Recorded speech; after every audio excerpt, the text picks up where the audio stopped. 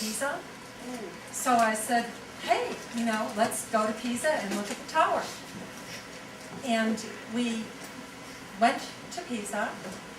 Of course, that was our first driving experience living in Italy, and that's a whole other story for another whole time. You've been there before, but this was...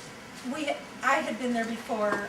I had never lived there before. Yeah. This was a different experience. So anyhow, so we go to Pisa, and as we're approaching the tower, The Leaning Tower. the Leaning Tower of Pisa, there are these huge, very old cobblestones jutting up out of the street.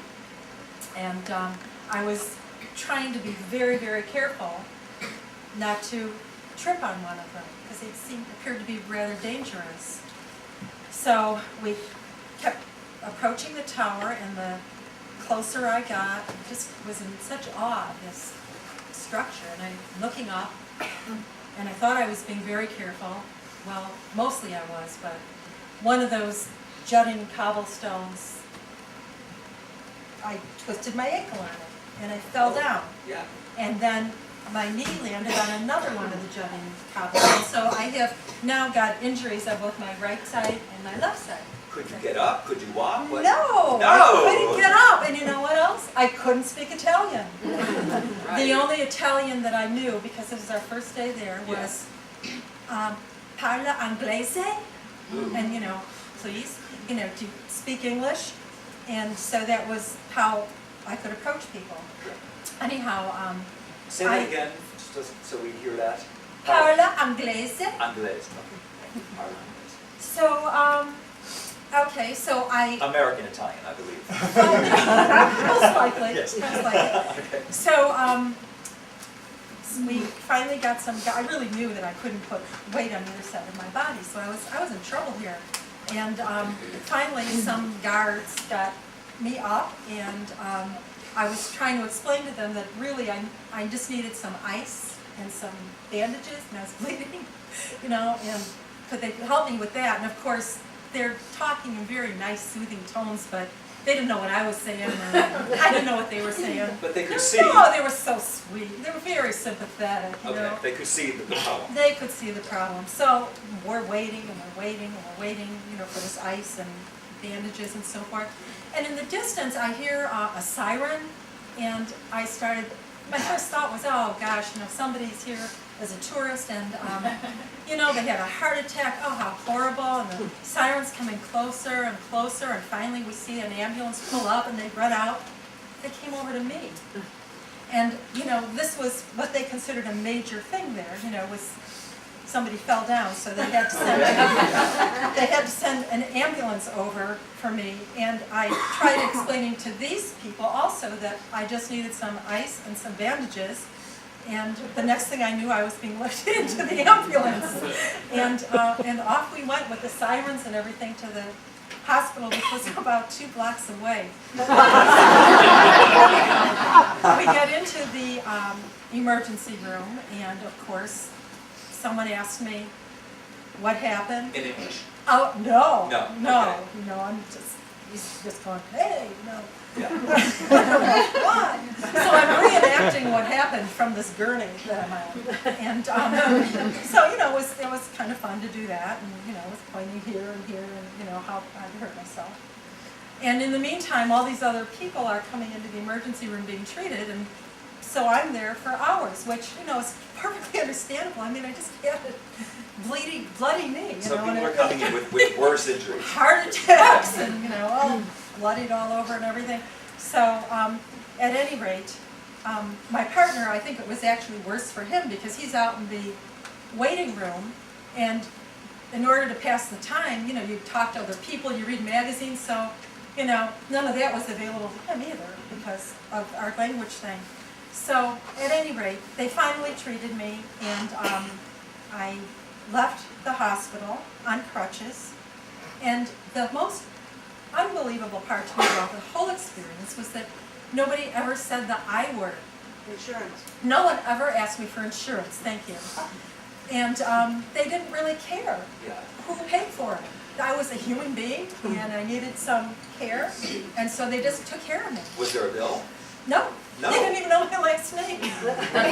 So you were treated and you left And I hobbled away, and the next few days, you know, when I was on the crutches, I just totally fell in love with the Italian people, because everywhere I went, when people that could see that I didn't speak their language, they would say things, oh, you poor thing, you know, let me put your foot up, and, you know, all this, they just couldn't do enough for me, and everybody was so sympathetic and caring.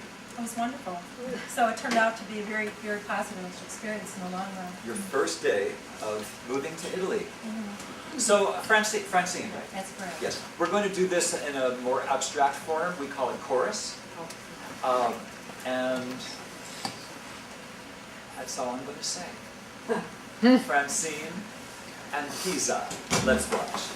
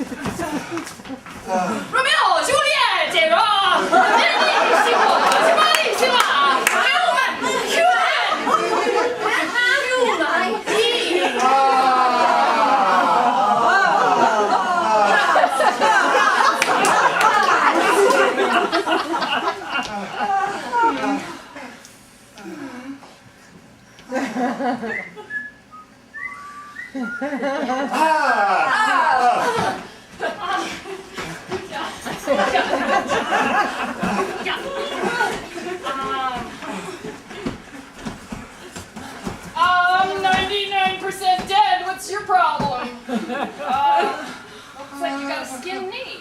Welcome to go first.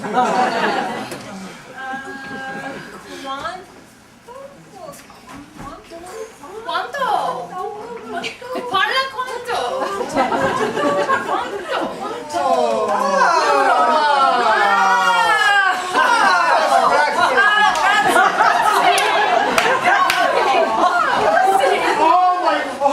Allow me. Oh, yes. Oh, did I guess? Oh, yes, yes. Welcome to Italy. Italia!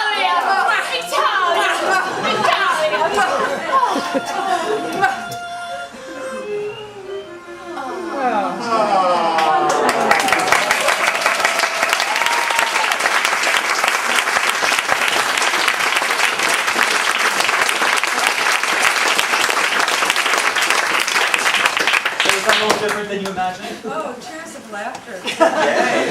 Yeah, mark on watching it, and you'll be a minute. Glad. Thank you, Francine.